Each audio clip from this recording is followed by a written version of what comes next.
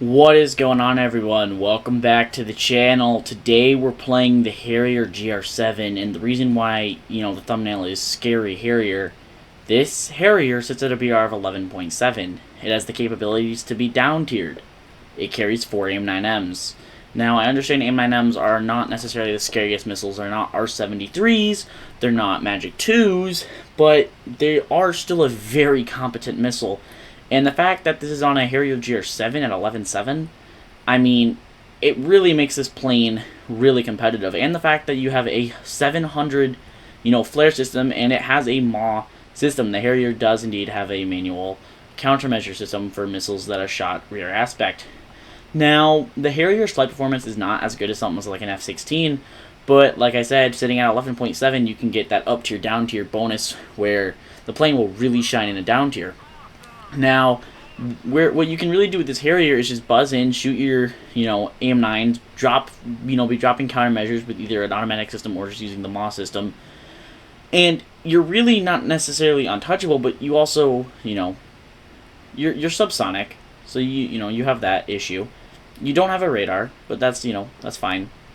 I wanted to point something out, though, that the American AV-8B+, which does have a radar, it has an F-18 radar, sits at a very similar battle rating, has AIM-9Ms, and with the arrival of the AIM-120, should get the AIM-120.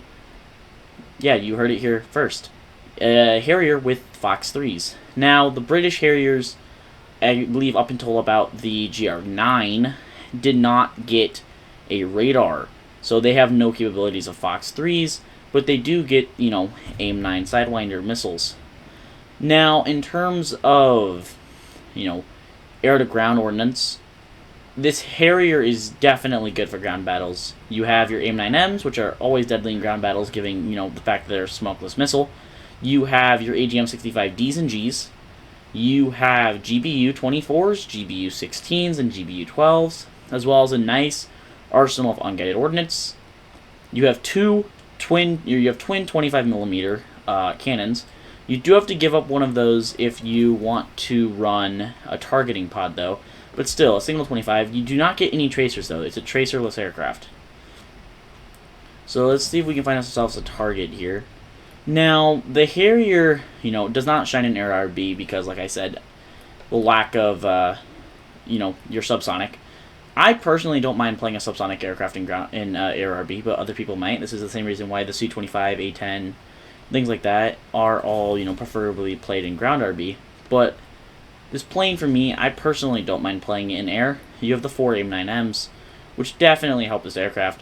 Now, in terms of its battle rating, I personally think it should probably be at 12.0. Like I said, the fact that you can be down-tiered to, like, 11.3, and I understand that, F-15 can as well, but the fact that you'll get 4 AIM-9s with so many countermeasures makes this thing just so dangerous. Alright, here we go. Fox 2. We'll see if he even sees it. He doesn't even, try. He does try, but, like I said, AIM-9M. So that's going to be Splash 1.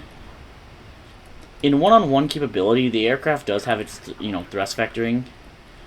But that's not going to, carry the aircraft into 1v1. If you get into a 1v1 something like a, I don't know, F-16, you can win if they're not necessarily the most competent pilot in the whole world. We're going to launch a Fox 2 on the Su-39. He doesn't even see it. Maybe he will? No, not in time. Splash 2. Like I said, this AIM-9Ms at this BR are just absurdly just not fair. Alright, this Kernass is going to get an AIM-9L, or is it a Python on us? We'll take him into the gun. I don't know. We did not hit him there. We'll use our fire extinguisher.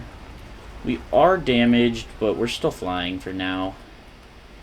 See if we can't get off another missile. Fox 2. We're going down, but will this missile track? I don't know. Did that missile track? No, it did not. Alright. Alright, so now we can look at some statistics of the aircraft. Now, the GR.7, tops off max speed at 699 miles per hour. It can max altitude of about 40,000 feet, and a turn time on paper of 30 seconds, but, like I said, turn time on paper does not always matter. Now, one interesting thing not a lot of people know about the Harrier is this isn't just one engine. It really outputs on 4 separate things. They have 2 outputs in the rear and 2 outputs in the front, which makes this a very intriguing engine to learn about, especially when they're developed. I think the Harrier has the coolest development story behind it ever, both on the British and American parts. Now, you do have a a camera right here, but this isn't really useful for ground battles. You have it for unguided stuff. So in terms of secondary weapons, there's a lot of options to go off of. You have AGM-65Gs, AGM-65Ds, SNEB Type 23 rockets, M247 rockets, GBU-12s, GBU-24s, GBU Mark 13s, which are GBU-16s. Your 25mm Aidens, 1,000-pound high drag, and 1,000-pound just normal. And then AIM-9Ls and AIM-9Ms, and those can be paired up with a flare or countermeasure pod.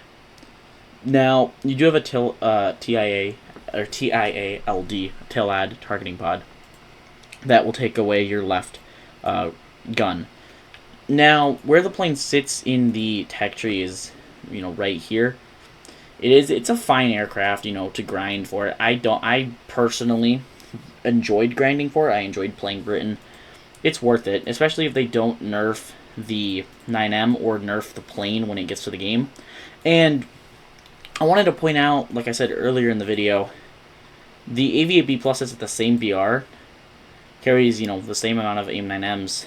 I think it carries, between this and the GR.7, this one carries less flares, which is why I believe it, is not necessarily as good as the GR.7 currently. But I want to point something out, is that this plane does get a radar. Gets an F-18 radar. Why this is important? The AV-8B Plus is Fox 3 capable. It can carry upwards, I believe, of 4 or 6 AIM-120 AMRAAMs. That is, something to keep in mind if the plane comes to the U.S. tech tree, and for those Italian players who have the aircraft. That is going to be it for this video, guys. I really hope you guys enjoyed the video. I hope you guys enjoyed the thumbnail, too. I've been working hard on that. I hope you guys found it cool or interesting. Let me know in the comments down below. It would mean a lot to me if you guys hit that like button and subscribed. We're getting really close to 1,000 subscribers, and that would really mean a lot to me.